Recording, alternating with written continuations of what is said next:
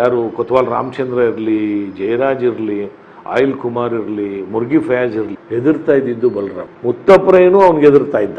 ಇವನು ಹಾಸನ ಮೂಲದ ಹುಡುಗ, ಮದುವೆ ಆಗಿದ್ದು ಕೊಡಗಿನ ಒಂದು ಹುಡುಗಿ, ಸುರಸುಂದರಾಂಗ, ಚಲನಚಿತ್ರ ನಟರಷ್ಟು ಚೆನ್ನಾಗಿಲ್ಲ ಅಂತ ರೌಡಿ. ಏರ್ಲೈನ್ಸ್ಗೆ ಹೋಟ್ಲಿಗೆ ಹೋದಾಗ ಇಡೀ ಒಂದು ಕಾರಲ್ಲಿ ಅವರೆಲ್ಲ ಒಂದಷ್ಟು ಜನ ಕೂತಿದ್ರು. ನಾವು ಕೂಡಲೇ ಏನು ಅಂತಲೇ ವಿಚಾರ ಮಾಡಲಿಲ್ಲ, ದಾಳಿ ಮಾಡಿಬಿಟ್ಟು. ದಾಳಿ ಮಾಡಿದ್ರೆ ಈ ಬಲರಾಮ ಸಿಕ್ಕಾಕು. ಆಮೇಲೆ ಈ ಬಲರಾಮ ಎಲ್ಲಿ ದಾಳಿ ಮಾಡ್ತಾನೋ, ದಾಳಿಗೆ ಒಳಗಾದವನು ಕೊಲೆ ಆಗದೆ ಇದ್ರೆ ಅವನು ಖಂಡಿತ ಒಂದು ಅಂಗ ಊನ ಆಗೋದಂತೂ ನಿಶ್ಚಿತವಾಗಿತ್ತು. ಅವನಿಗೆ ಹೆದರ್ ಸಾಯ್ತಾ ಇದ್ರು ಈ ಬಾಕಿ ರೌಡಿಗಳು. ಇವನನ್ನು ಉಪಯೋಗಿಸ್ಕೊಳ್ಳೋಕ್ಕೆ ಎಲ್ಲ ಗ್ಯಾಂಗ್ನವರು ಪ್ರಯತ್ನ ಮಾಡ್ತಾ ಇದ್ರು. ಕೊರಂಗು ಅಲಿಯಾಸ್ ಕೃಷ್ಣ ಅಲ್ಲೇ ಇದ್ದಾನೆ. ಆಮೇಲೆ ಅವನು ತುಂಬ ನಟೋರಿಯಸ್ ರೌಡಿ. ಅವನಿಗೂ ಈ ಭೂಗತ ಲೋಕ ಹೆದರ್ತಾ ಇತ್ತು, ಇವನಿಗೂ ಹೆದರ್ತಾ ಇತ್ತು. ಅವನು ಯಾವ ಗ್ಯಾಂಗ್ನ ಯಾವ ರೌಡಿಯ ಅಡಿಯಾಳಾಗಿ ಅವನು ಕೆಲಸ ಮಾಡಲೇ ಇಲ್ಲ. 90ರ ದಶಕದಲ್ಲಿ, ಕೊತ್ವಾಲ್ನ ಕಾಲಘಟ್ಟದಲ್ಲಿ, ಜಯರಾಜ್ನ ಕಾಲಘಟ್ಟದಲ್ಲಿ, ಅಥವಾ ಆಯಿಲ್ ಕುಮಾರ್ನ ಕಾಲಘಟ್ಟದಲ್ಲಿ, ಆಮೇಲೆ ಬಂದಂಥ ಎಲ್ಲ ರೌಡಿಗಳು ಯಾರು, ನೀವು ಬೆಕ್ಕಿನ ಕಂಡು ರಾಜೇಂದ್ರ ಅಂದ್ರಿ, ಮುರ್ಗಿ ಫಯಾಜು, ಇವರೆಲ್ಲ ಬೇರೆ ಬೇರೆ ಬೇರೆ ಬೇರೆ ಭಾಗದಲ್ಲಿ, ಬೆಂಗಳೂರಲ್ಲಿ ಬೇರೆ ಬೇರೆ ಗುಂಪುಗಳಿತ್ತು, ರೌಡಿಗಳ ಗುಂಪಿತ್ತು. ಆದರೆ ಒಂದು ಹೆಸರು ಬಲರಾಮ ಅಂಥೇಳಿ, ಈ ರಾಜಾಜಿನಗರದ ಪೊಲೀಸ್ ಠಾಣೆಯ ರೌಡಿ ಪಟ್ಟಿಯಲ್ಲಿದ್ದಂಥ ವ್ಯಕ್ತಿ ಆತ ಏನು ಅಂದರೆ, ಇಡೀ ಭೂಗತ ಲೋಕವನ್ನು ತಮ್ಮ ಕೈಯಲ್ಲಿ ಇಟ್ಕೊಂಡಿದ್ರಲ್ಲ ರೌಡಿಗಳು, ಯಾರು ಕೊತ್ವಾಲ್ ರಾಮಚಂದ್ರ ಇರಲಿ, ಜಯರಾಜ್ ಇರಲಿ, ಆಯಿಲ್ ಕುಮಾರ್ ಇರಲಿ, ಮುರ್ಗಿ ಫಯಾಜ್ ಇರಲಿ, ಹೆದರ್ತಾ ಇದ್ದಿದ್ದು ಬಲರಾಮ್. ಆಮೇಲೆ ಯಾರು ಈ ಬಲರಾಮು ಅಂತ ಇವನು ಹಾಸನ ಮೂಲದ ಹುಡುಗ, ಹಾಸನದವನು, ಮದುವೆ ಆಗಿದ್ದು ಕೊಡಗಿನ ಒಂದು ಹುಡುಗಿಯನ್ನ ಮದುವೆ ಆಗಿದ್ದ.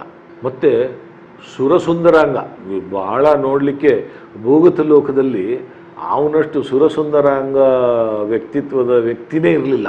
ಶಿಕ್ಷೆ ಬಲರಾಮ ನೋಡಿ, ಬೆಂಗಳೂರಿಗೆ ಈ ಕೆಲಸವನ್ನು ಹುಡುಕೊಂಡು ಬರೋವಂಥ ವ್ಯಕ್ತಿ, ಸ್ವಲ್ಪ ವಿದ್ಯಾಭ್ಯಾಸನೂ ಇತ್ತು ಅವನಿಗೆ. ಆಗ ವಿದ್ಯಾಭ್ಯಾಸ ಇದ್ದವನು ನೋಡಿ, ಬೆಕ್ಕಿನ ಕಂಡು ರಾಜೇಂದ್ರ, ಅವನ ಸ್ಟೂಡೆಂಟ್ ರಾಜೇಂದ್ರ ಅಂತ ಕರೆಯೋರು. ಈ ಥರ ದಿವಾಕರ್ ಹೆಗ್ಡೆ, ಅವನು ಆರ್ಚಿ ಕಾಲೇಜಿನ ವಿದ್ಯಾರ್ಥಿ, ಅವನು ಇದಕ್ಕೆ ಬಲಿಯಾದ. ಹೇಗೆ ಈ ಭೂಗತ ಲೋಕಕ್ಕೆ ವಿದ್ಯಾರ್ಥಿ ಲೋಕದಿಂದ ಎಂಟ್ರಿ ಕೊಡ್ತಾರೆ, ಏನೋ ಒಂದು ಅವ್ರನ್ನ ಸೆಳೆದು ಬಿಡುತ್ತೆ. ಅದು ಅಂತ ಒಂದು ಉದಾಹರಣೆ ನಿಮಗೆ ಹೇಳಿದ್ದು ನಾನು. ದಿವಾಕರ್ ಹೆಗ್ಡೆಗೂ ಕೊಲೆ ಮಾಡ್ತಾರೆ, ಬೆಕ್ಕಿನ ಕಂಡು ರಾಜೇಂದ್ರನೂ ಕೊಲೆ ಆಗ್ತಾನೆ, ಅದೇ ರೀತಿ ಬಲರಾಮನು ಕೊಲೆ ಆಗಿಲ್ಲ. ಅಲ್ಲ, ಅವನೊಂದು 20-30 ಕೇಸ್ ಇತ್ತು ಆಗಿನ ಕಾಲಕ್ಕೇನೆ. 20-30 ಕೇಸನ್ನು ಎಲ್ಲರನ್ನೂ ಅವನು ಯಾವ ರೀತಿ ಅವನು ಅಟ್ಯಾಕ್ ಮಾಡ್ತಾ ಇದ್ದ ಅಂತ ಹೇಳಿದ್ನಲ್ಲ, ಅವನು ಅಟ್ಯಾಕ್ ಮಾಡಿದ್ರೆ ಅವನು ದಾಳಿಗೆ ಸಿಕ್ಕಿದವನು ಅಂಗವೈಫಲ್ಯತೆಯಲ್ಲಿ ಬದುಕಲೇಬೇಕು ಜೀವನ ಪರ್ಯಂತ, ಆ ಥರ ದಾಳಿ ಮಾಡೋನು. ಇಲ್ಲಾಂದರೆ ಕೊಲೆ ಆಗಿ ಸತ್ತೋಗ್ಬೇಕಾಗಿತ್ತು. ಇಂಥ ಕ್ರೂರಿ ರೌಡಿ ಬಲರಾಮ. ಇವನನ್ನು ಉಪಯೋಗಿಸ್ಕೊಳ್ಳೋಕ್ಕೆ ಎಲ್ಲ ಗ್ಯಾಂಗ್ನವರು ಪ್ರಯತ್ನ ಮಾಡ್ತಾ ಇದ್ರು.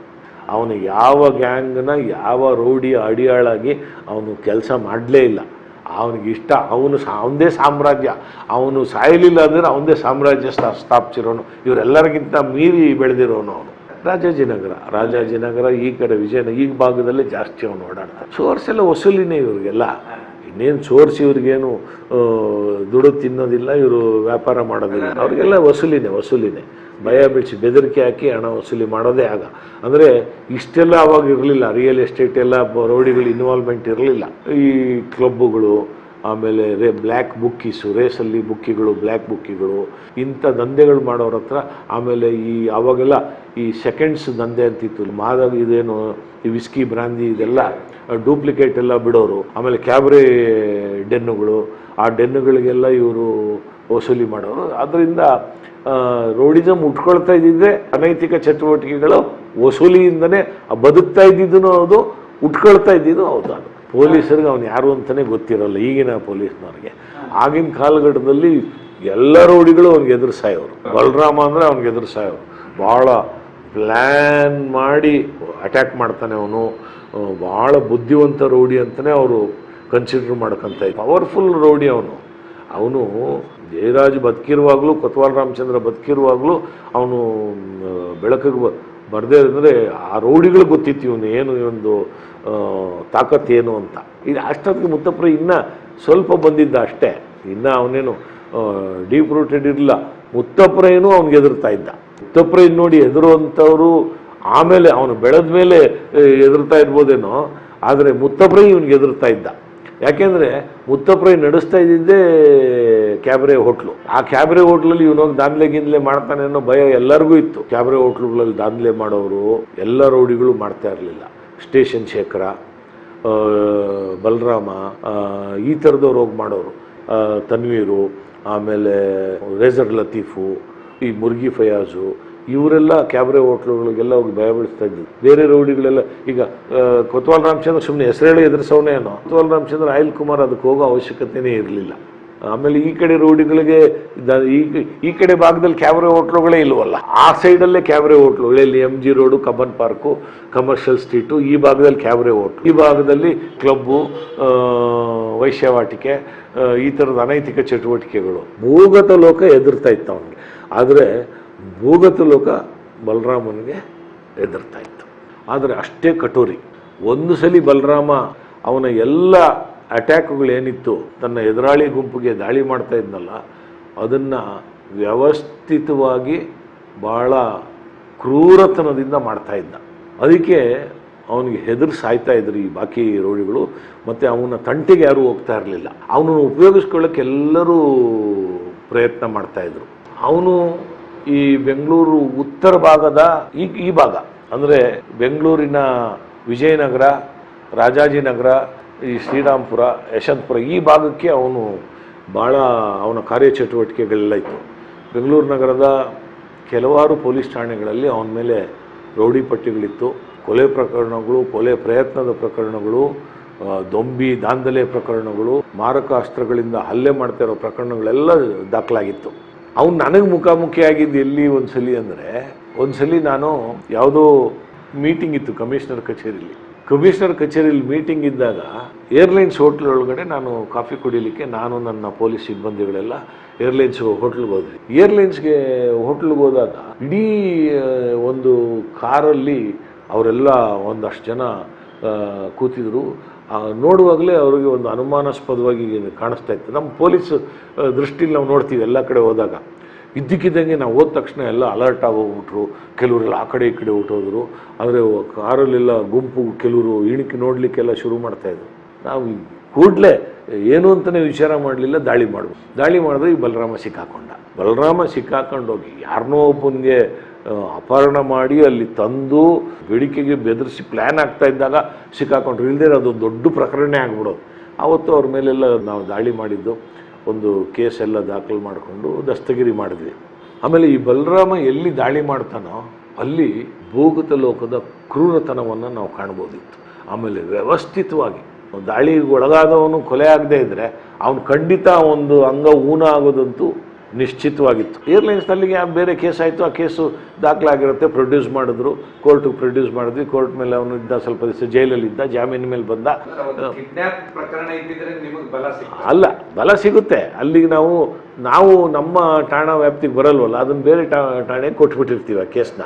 ಅದರೊಳಗೆ ನಾವು ತನಿಖೆನೂ ಮಾಡಲ್ಲ. ನಾವು ದೂರು ಒಂದು ಕೊಟ್ಬಿಡ್ತೀವಿ, ಒಂದು ರಿಪೋರ್ಟ್ ಕೊಡ್ತೀವಿ, ಅದು ತನಿಖೆ ನಡೀತಾ ಇರ್ತದೆ. ಅವನು ಒಂದು ಪ್ರಕರಣದಲ್ಲಿ ಜೈಲು ಸೇರ್ತಾನೆ, ಜಾಮೀನಾಗಿರಲ್ಲ. ಜಾಮೀನಾಗಿಲ್ಲದೆ ಇರಬೇಕಾದ್ರೆ ಅದೇ ಜೈಲಲ್ಲಿ ಮಲ್ಲೇಶ್ವರದ ಬೇರೆ ಬೇರೆ ರೌಡಿಗಳು ಕೆಲವರೆಲ್ಲ ಇರ್ತಾರೆ, ಇವರೆಲ್ಲ ಒಟ್ಟಿಗೆ ಇರ್ತಾರೆ. ಅದೇ ಜೈಲಲ್ಲಿ ಕೊರಂಗು ಅಲಿಯಾಸ್ ಕೃಷ್ಣ ಅವನಿರ್ತಾನೆ. ಆಮೇಲೆ ಬ್ಯಾಕ್ಡೇವ್ ರಾಜ ಅಂತ ಒಬ್ಬ ರೌಡಿ ಅವನು ಇರ್ತಾನೆ. ಒಬ್ಬ ಶಿವಮೊಗ್ಗ ಮೂಲದ ಕುಮಾರ ಅಂತ ಇರ್ತಾನೆ, ಮಾದೇಶ ಅಂತೇಳಿ, ಜಬ್ಬಾರ್ ಅಂತ, ಇವರೆಲ್ಲ ಇರ್ತಾರೆ. ಇವರು ಎಲ್ಲ ಒಟ್ಟಿಗೆ ಒಳ್ಳೆ ಸ್ನೇಹಿತರ ಥರ ಒಳಗಡೆ ಇರ್ತಾರೆ. ಇವರಿಗೆ ರಾಜಾತಿಥ್ಯ ಜೈಲುಗಳಲ್ಲಿ. ಈ ನಟೋರಿಯಸ್ ರೌಡಿಗಳು ಹೋದರೆ ಬೆಂಗಳೂರು ನಗರದ ಜೈಲು ಆವಾಗ ಭಾಳ ಸಣ್ಣ ಜೈಲು.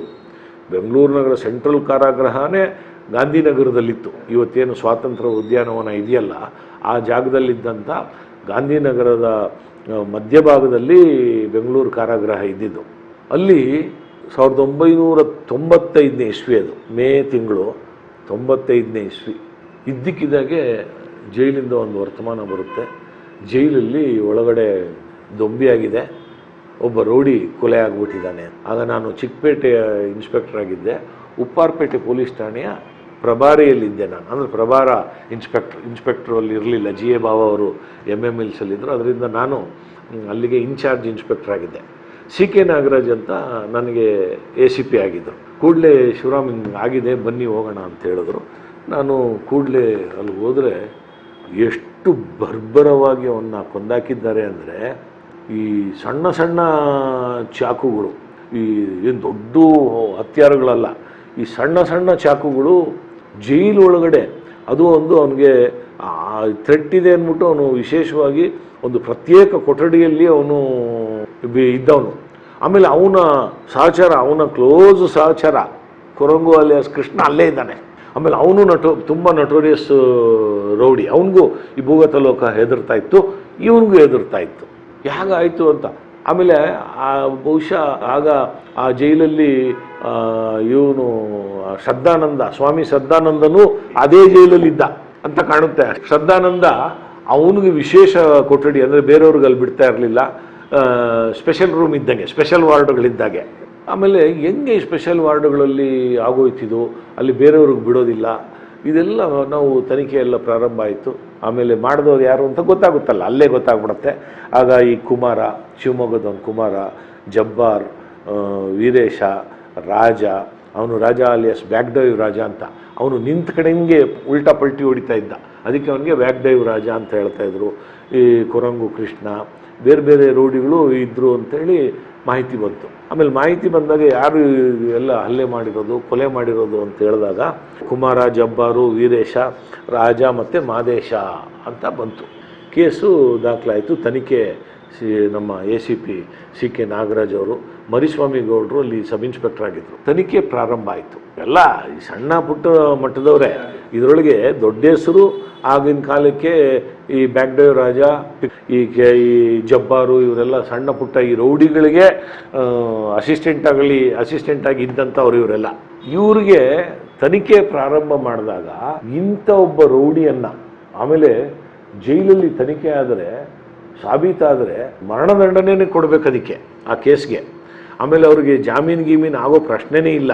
ಇದಕ್ಕೆ ಯಾರಿಗೆ ಇದಕ್ಕೆಲ್ಲ ಮಾಡಿದ್ದಾರೆ ಅಂತ ಗೊತ್ತಾದಾಗ ನಾವು ತನಿಖೆ ಮಾಡಿದ್ರು. ಅವರು CK ನಾಗರಾಜ್ ಅವರು ತನಿಖೆ ಮಾಡಿದಾಗ ಈ ಕೇಸಿಗೆ ಕುಮ್ಮ ಕೊಟ್ಟಿರೋದು ಕಿಟ್ಟಿ ಅಲಿಯಾಸ್ ಮಲ್ಲೇಶ್ವರಂ ಕಿಟ್ಟಿ ಅಂತ, ಅವನು ಮಾಡಿಸಿರೋದು ಇದು.